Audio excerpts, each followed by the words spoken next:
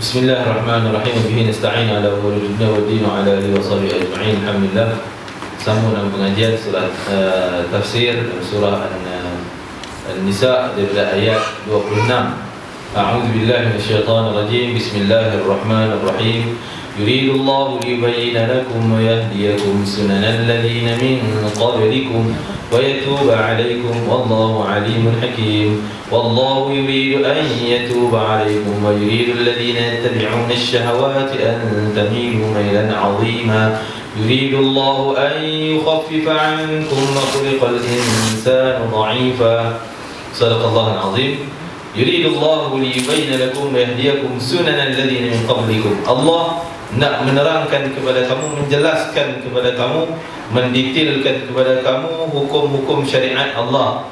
Wa yahdiyakum sunanal ladzina min qablikum, dan menunjukkan jalan-jalan sunnah-sunnah yang dilalui oleh orang-orang sebelum kamu, yaitu di kalangan para nabi dan para salihin yang hendak dan Allah Ta'ala nak menerima taubat kamu. Wallahu alimun hakim, Allah maha mengetahui lagi maha bijaksana. Setelah mana Allah Ta'ala menceritakan beberapa hukum berkaitan dengan pernikahan, hukum mahram dan seumpamanya sebelumnya, dan hubungan suami isteri secara ringkas disebut dalam ayat-ayat sebelum. Maka Allah mengatakan bahawa itu penerangan Allah, hidayah Allah nak tunjuk jalan yang lurus, seperti mana jalan yang lurus telah dilalui oleh para nabi, para salihin sebelum kamu. Dan Allah nak terima taubat kamu, iaitu daripada perbuatan yang tak bertepatan dengan syariat. Bila mereka memeluk agama Islam, maka meninggalkan perbuatan-perbuatan yang diharamkan oleh syariat, maka Allah terima taubat mereka. Para hadirin sekalian, taubat bukan hanya di lidah, astaghfirullahalazim wa atubu ilaih dan sebagainya. Bukan hanya itu. Taubat, kata para ulama, ada syarat-syaratnya. Dalam seperti mana disebut dalam kitab-kitab, antaranya kitab dalam kitab Riyadhus Shalihin dan sebagainya, taubat ni syaratnya. Al-iqla', mesti tinggalkan perbuatan tersebut, iaitu rasa menyesal di atas kesalahan yang dilakukan, dan berazam, berjanji sungguh-sungguh pada diri sendiri takkan buat lagi dah kali yang kedua. Jadi itu kalau dosa yang tiada kaitan dengan manusia.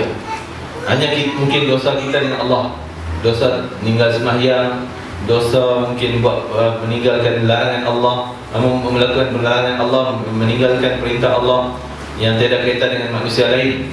Adapun dosa yang berkaitan dengan manusia, kata Imam Nawawi dalam kitabnya, itu ditambah satu lagi. Selain 3 tadi, tambah satu lagi, kena selesai dulu kita dengan manusia tersebut. Mungkin dulu rampas hak orang lain, harta orang, mesti pulang balik dulu. Ataupun sekurang-kurangnya minta maaf, kalau dia redha, dia maafkan. Selesai masalah kita dengan dia, barulah Allah terima taubatnya. Selagi mana dengan manusia tersebut tak diselesaikan terlebih dahulu masalah kita dengan dia, kita tak tunaikan balik hak-hak kezaliman yang pernah mungkin dilakukan oleh seorang itu, maka orang yang dizalim itu akan tetap menuntut, dan Allah takkan padam dosanya walaupun dia bertaubat sampai meleleh air mata yang berdarah. Takkan, selagi dia tak selesai dia dengan orang tersebut. Dan Allah nyatakan bahawa mereka ni dalam contohnya perkahwinan, dalam zaman jahiliah boleh kahwin dengan mak tiri. Bila bapa dia meninggal dunia, maka boleh ambil mak tiri itu untuk dia kahwin. Ataupun macam-macam waktu peraturan jahiliah. Bila masuk Islam, ataupun sebelum Islam, kahwin sampai lebih dari 4 orang isteri, sampai 10 pun ada dan sebagainya. Maka bila masuk Islam, Allah padamkan taubat, padamkan dosa semuanya, dengan syarat kamu kena tinggal benda yang tak bertepatan dengan syariat. Itu juga kita mungkin kita mengamalkan satu budaya dalam masyarakat kita, adat resam dan sebagainya. Bila kita tahu benda tu bercanggah dengan agama, wajib kita tinggal, baru Allah terima taubat kita. Kalau kita tak nak tinggal juga, tetap dengan budaya adat resam kita, wal'iyadzubillah, tetap benda tu tak diterima taubatnya. Wallahu yuridu an yatuba 'alaikum wa yuridu alladhina yattabi'una ash-shahawati an tamilu mailan 'azima. Dan Allah nak menerima taubat kamu. Tuan-tuan, ni tanda rahmat Allah, penyayangnya Allah pada hamba ni. Sehingga Allah ulang berkali, aku nak terima taubat engkau, tapi tolonglah kau buang begini, buang benda tu, buang benda ni. Allah terima taubat. Allah nak padam kesan, bukan Allah nak sengaja biar kamu sesat, biar kamu kena siksa. Tak. Allah bagi tunjuk jalan-jalan supaya kita selamat daripada siksaan Allah. Hantar lagi pula nak menyelamat manusia ni. Nak menyelamat manusia, beberapa misi Allah Ta'ala nak menyelamat manusia daripada siksaan. Allah hantar Rasul. Tak cukup hantar Rasul, hantar kitab lagi, panduan. Bagi panduan. Kalau Rasul telah wafat, panduan kitab tu boleh sampai akhir kiamat. Hari kiamat boleh digunakan. Kamu baca, ditinggal pula kalam-kalam Rasul, nasihat-nasihat Rasul, dijadikan panduan. Semua tu untuk apa tuan-tuan? Untuk tunjuk jalan kat kita. Ni dia jalan selamat, ni jalan selamat. Jangan pergi jalan sesat, jangan pergi jalan yang tak betul. Sebab tu Allah yurid, Allah yang nak bagi kamu terima taubat. Wa yuridul ladzina tabi'una syahawati an tamilu mailan 'azima. Tapi Allah Ta'ala sebut, Allah bongkarkan rahsia sebenarnya, dan Allah nak menerima taubatmu. Sedang orang-orang yang suka ikut hawa nafsunya, dia bermaksud supaya kamu berpaling sejauh-jauh daripada kebenaran. Sengaja. Kalau dia tak ada alasan lah katanya, orang yang buat hawa nafsu dia tak tahu benda tu, tak faham benda tu, tak mungkin dia tak faham, tak mungkin dia tak tahu, kecuali kalau dia tak nak belajar. Memang nafsu dia tak nak, memang nafsu dia nak jalan lain, sengaja tak nak jalan ni. Itu alasan-alasan yang diberikan. Allah Ta'ala sebut mereka sengaja cari jalan mailan aziman, cenderung ke arah nafsu jahat tersebut. Dengan kesungguhan mereka memang nak jalan tu, sengaja tak nak menuju ke jalan yang Allah tunjukkan. Yuridullahu an yukhaffifa ankum wa khuliqal insanu dha'ifa. Allah hendak memberi keringanan-keringanan, kelonggaran-kelonggaran kepada kamu, dan manusia dijadikan bersifat lemah. Memang manusia itu ada kelemahan. Kadang-kadang ditindas hawa nafsu dia, dikalahkan, tapi Allah bagi panduan yang lain yang kuat kalau kita berpegang.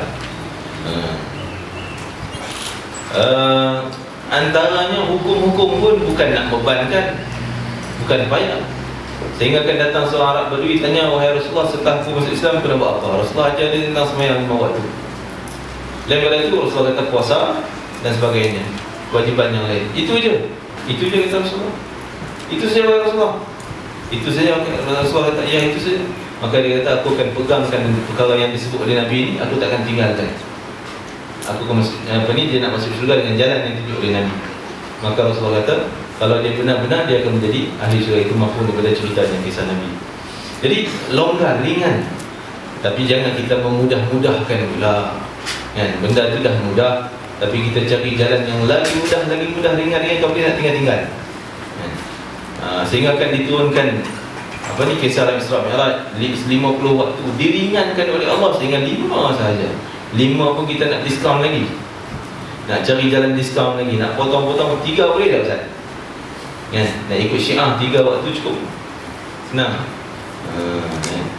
Allah dah bagi peraturan amalan agama kita, jalan-jalan yang mudah. Malah dalam sembahyang pula, kalau tak mampu dengan cara ni, ada jalan yang lebih ringan. Tak mampu berdiri, duduk. Tak mampu duduk, dengan cara demikian yang lebih ringan. Tak mampu nak ambil guna air wudu, boleh guna dengan cara yang lain. Ada sekatan-sekatan ni, kelonggaran yang lain dibuka jalannya.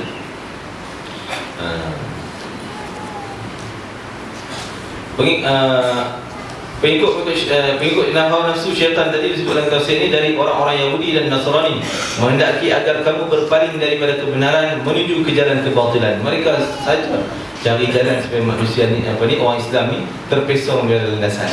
Memang mereka nampak kekuasaan umat Islam adalah pada akidahnya dan amalan mereka. Kalau mereka tinggal akidah yang sahih dan amalan mereka, maka mereka senang dipetik, dirosakkan oleh orang Yahudi. Seperti mana digambarkan, orang Yahudi menggambarkan Islam ni memang lemah. Macam mana lelaki yang tua, dia pegang Quran di dadanya, kitab, dan satu lagi pedang, jihad dan akidah dia. Kalau akidah dia tu, Quran dia tu dah mula lepas, tergoyang, maka mudah untuk tumbangkan orang tua ni, dia kata. Senangnya. Maka kita nak lawan dia, semangat dia kuat, dia lawan dengan pedang dia balik, susah. Maka kita bagi dia leka, bagi dia tidur, bagi dia aircon sedap, kenyang. Akhirnya pedang terlepas, Quran terlepas, dia pun tidur. Waktu tu nak pijak kepala pun boleh, senang. Itu gambaran Yahudi terhadap umat Islam. Sebab itulah dirosakkan umat Islam bukan dengan kekuatan ketenteraan, tapi dengan kekuatan diberi hiburan, diberi keseronokan, diberi benda-benda yang melawakkan dan sebagainya. Akhirnya mereka mudah ditumbangkan. Di antara keringanan itu diberikan kerana Allah Ta'ala telah menciptakan manusia dalam keadaan bersifat lemah. Lemah pada jiwanya, lemah pada kehendak dan kemahuannya. Jadi kita tengok, dengan kelemahan tersebut Allah beri satu dosa, satu amalan maksiat Allah catat satu dosa. Tapi satu amalan kebajikan Allah bukan bagi satu pahala, paling minimum 10 kali ganda ganjaran pahala. Ini tanda kelemahan itu Allah nak tampung dengan rahmatnya, nak tampung dengan ganjaran yang besar, supaya kelemahan tersebut menjadi kuat. Lemah pada kehendak dan kemahuannya, mengikut Waqi' lemah menghadapi soal godaan hawa nafsu, syahwat dan juga wanita. Ini kebanyakan yang kalah melalui senjata-senjata ini, senjata nafsu, syahwat dan senjata kewanitaan, seperti mana disebut oleh Nabi. Umat-umat yang terdahulu, mereka ujian yang paling besar sekali adalah melalui wanita dan harta benda mereka, harta benda dunia. Berkata Nabi Musa AS kepada Nabi Muhammad ketika mana peristiwa Isra Mi'raj, ketika Mi'raj sekembali dari Sidratul Muntaha tak kala melaluinya, apakah yang diwajibkan oleh Tuhan ke atas kamu? Nabi Muhammad menjawab, Allah telah mewajibkan atas kami melakukan salat 50 kali sehari semalam. Maka berkatalah Musa kepadanya, kembalilah kepada Tuhanmu, mohonlah keringanan, kerana umatmu tidak akan berdaya melakukan itu. Aku telah mencuba mengenal orang-orang sebelum engkau, memerintahkan sesuatu yang lebih ringan darinya, lebih lemah penglihatannya dan lebih lemah hatinya. Kemudian kembalilah Nabi Muhammad SAW kepada Tuhan memohon keringanan sampai turun menjadi 5 kali solat setiap satu hari satu malam. Itu keringanan, kelonggaran yang telah pun diberi oleh Allah Ta'ala. Maka itulah yang kita perlu perhatikan dan jaga sebaik yang mungkin. Sebenarnya Allah Ta'ala sebut, Ya ayyuhalladzina amanu la ta'kulu amwalakum bainakum bil batil illa an takuna tijaratan an taradin minkum wala taqtulu anfusakum innallaha kana bikum rahima. Wahai orang yang beriman, janganlah kamu makan harta benda kamu di kalangan kamu dengan cara yang batil, kecualilah kamu melaksanakan perniagaan yang suka sama suka, sama reda di kalangan kamu. Wala taqtulu anfusakum, janganlah kamu membunuh diri kamu. Innallaha kana bikum rahima, sesungguhnya Allah sangat penyayang terhadap kamu. Yang pertama kali dalam ayat ini adalah Allah larang daripada menggunakan harta yang tak betul, bil batil.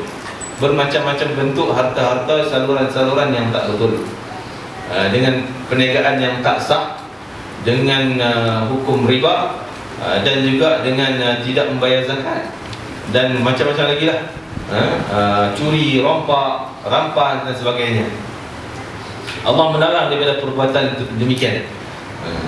Illa an takuna tijaratan an taradin, kecuali melalui perniagaan yang sah, seperti mana yang telah diajarkan dalam agama kita, yang tak melibatkan riba, tak melibatkan judi dan seumpama-seumpama yang diharamkan oleh Allah. Dan yang serupa dengan itu, serupa dengan perjudian dan sebagainya, dari macam-macam tipu daya dan nampak seakan-akan sesuai dengan hukum syariat. Nampak macam okey juga. Riba nampak macam sama aja dengan kita jual barang dapat untung, kita beli RM10, jual RM15, dapat untung RM5. Riba pun juga macam tu juga. Kita buat ni dapatlah RM5 keuntungan bunganya, tapi tak sama. Seperti mana dijelaskan dalam surah Al-Baqarah. Wa ahallallahu al-bai'a wa harrama riba. Allah menghalalkan jual beli tapi mengharamkan riba. Nampak mata kasarnya nampak macam sama, tapi tetap tidak sama di sisi Allah Ta'ala.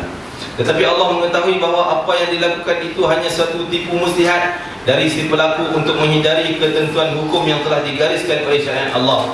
Misalnya sebagaimana digambarkan oleh Ibn Abbas radhiyallahu anhu, menurut riwayat Ibn Jarir, seorang membeli dari kawannya sehelai baju dengan syarat, masa beli itu dia ada wajibkan syarat, mesti aku boleh jual kau tapi dengan syarat ni.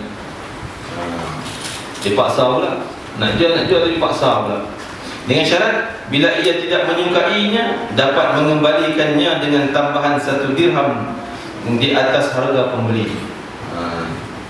Kalau dia tak setuju, nanti akan jual balik dengan harga yang lebih mahal dan sebagainya. Ini tak boleh. Allah mengecualikan dari larangan ini pencarian harta dengan jalan perniagaan yang dilakukan atas dasar suka sama suka antara minkum. Dalam hal jual beli tak boleh paksa-paksa. Contoh, dia tak nak beli, dia tak ambil dah bagi juga barang ada, kita kampas duit, tak boleh. Itu tidak ada keredaan dalam jual beli. Jual beli mesti ada dasar redha. Sebab tu kita digalakkan akadnya, saya beli saya jual. Itu tanda keredaan kita. Bersandar kepada ayat ini, Imam Syafi'i berpendapat bahawa jual beli tidak sah menurut syariat, melainkan jika disertakan dengan kata-kata yang menandakan persetujuan. Tiada. Okey ya? Okey, tak apalah. Boleh ya? Boleh. Jual beli sebagainya. Kata-kata yang menandakan persetujuan ataupun sign, contohnya resip, sign setuju, okey. Sedang menurut Imam Malik, Abu Hanifah dan Ahmad bin Hanbal cukup dengan dilakukan serah terima barang yang bersangkutan. Bila dia dah ambil, yang ni ambil duit, yang tu ambil buku, contohnya ambil baju dan sebagainya, dah, walaupun tak cakap apa pun, dia sah. Kerana perbuatan yang demikian itu sudah dapat menandakan persetujuan dan suka sama suka. Diriwayatkan oleh Ibnu Jarir dari Maimun bin Muhran bahawa Nabi SAW sabda, al-bay' an taradin wal khiyar ba'da as-safaqah wa la yahillu li muslimin an yadurra musliman. Artinya jual beli hendaklah berlaku dengan reda dan suka sama suka, dan pilihan sesudah tercapai persetujuan. Pilihan dia nak beli yang tu, kalau dia tak nak itu, dia nak yang itu pula dia setuju benda yang dia nak. Dan kalau pembeli nak pun tapi penjual tak nak jual, tak boleh juga, kena setuju sama setuju kedua pihak. Dan tidaklah halal bagi seorang muslim menipu sesama muslimnya yang lain. Dan sabda Rasulullah menurut riwayat Bukhari dan Muslim, "Idza tabaya'a rajulan fa kullu wahidin minhuma bil khiyar ma lam yatafarraqa."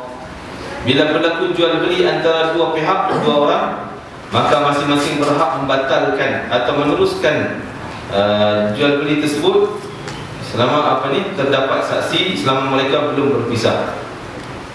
Khiyar. Bila dah beli dah angkat dah pun, tapi tengok dia tak nak, selagi khiyar ni ada perbincangan luas lah, khiyar majlis, khiyar tu dan ini sebagainya, selagi ada di tempat tersebut dia boleh tukar balik. Saya tak nak ni lah, boleh tak nak beli yang tu pula, boleh tukar.